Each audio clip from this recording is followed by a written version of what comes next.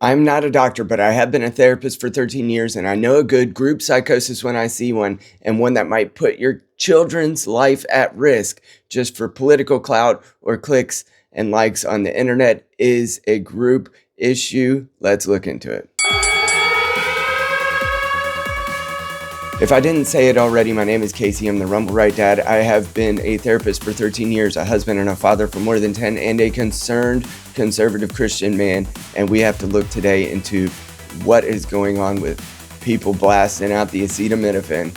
Let's get into it.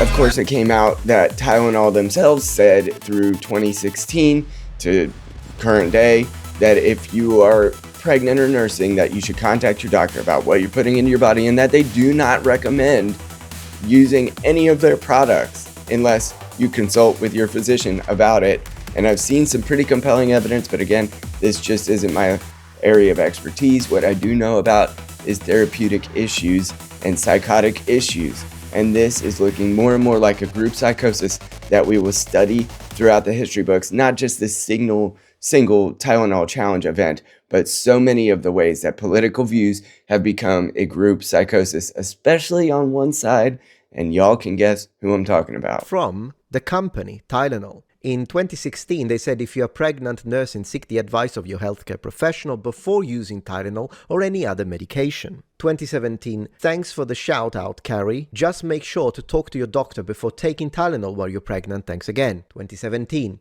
we actually don't recommend using any of our products while pregnant. Thank you for taking the time to voice your concerns today. 2019. Congrats on your upcoming edition, so exciting. It'd be great to touch base real quick since we haven't tested Tylenol to be used during pregnancy and see what coupons we have for baby. Call us when you call at whatever. Now, I'm not calling any of these moms psychotic, and of course, I'm not a medical doctor, so please just consult with your physician about whatever it is that you might or might not put into your body when you're pregnant. However, if there were a risk that the Harvard study that was cited by RFK and Trump is correct, wouldn't it is so antithetical to what it looks like to be a parent and so against our own evolution to actually put your progeny at risk for the incentive structure of the clickbait farming that's going on TikTok.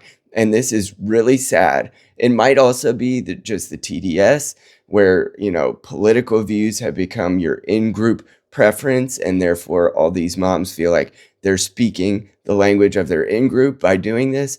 But what if he was right? And I'm not even saying it was delivered well, but Jay Bhattacharya is a physician and quite trustworthy, and Harvard studies are the ones that y'all told me we were supposed to believe the science just a few years ago. But when it doesn't reflect the political opinions of your worldview, you put your own kids at risk. That is pathetic. I've been a fan of the Maha movement from the beginning because I recognized in my industry how much the pharmaceutical companies, the therapeutic companies, and many of the people who've built in incentives to keep people sick have exploited the population writ large. And I've written to my legislators about this. I've seen it firsthand.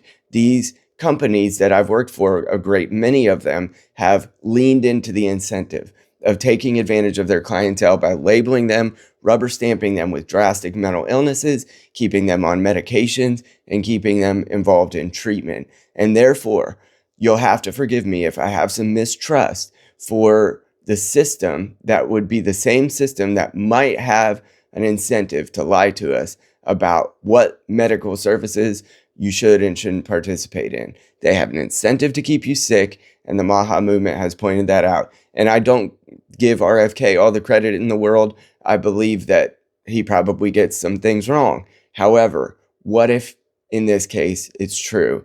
Please, for goodness sake, do not run around for political reasons, putting things in your body. Does this remind you of like 2020? For political reasons, you shouldn't put things in your body. You got it? Stop it. Get some help. I'm 28 weeks pregnant. You know what I'm going to take? Some Tylenol, acetaminophen. It's going to work like a charm, and my baby won't have autism. Look, we can argue back and forth about the evidence on Tylenol Tylenol itself put out a tweet in 2017 saying it's not for pregnant women. But this just, I don't want to use the word disgusting. I certainly don't want to challenge a pregnant woman on her views or about her child, but it's almost like there are people who hate Trump more than they love kids.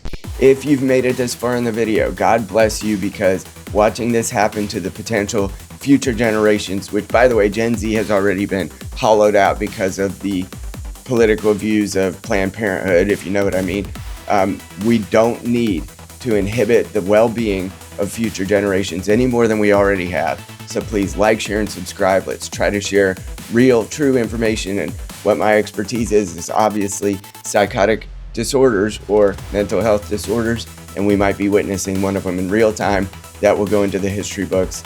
Let's do this together. Please like, share, and subscribe. I'll talk to you soon. His wife is now dying of liver failure on a ventilator in an ICU because she was trying to prove that Tylenol doesn't cause autism because of what Trump said on the news. Mind you, that's a Harvard study. Now, whether or not you believe the Harvard study or not is not the issue here. Yeah. The issue is that she's somewhere between 23 to 25 weeks and she overdosed on Tylenol. Oh my gosh. And she's going to die. She's not going to come off that ventilator.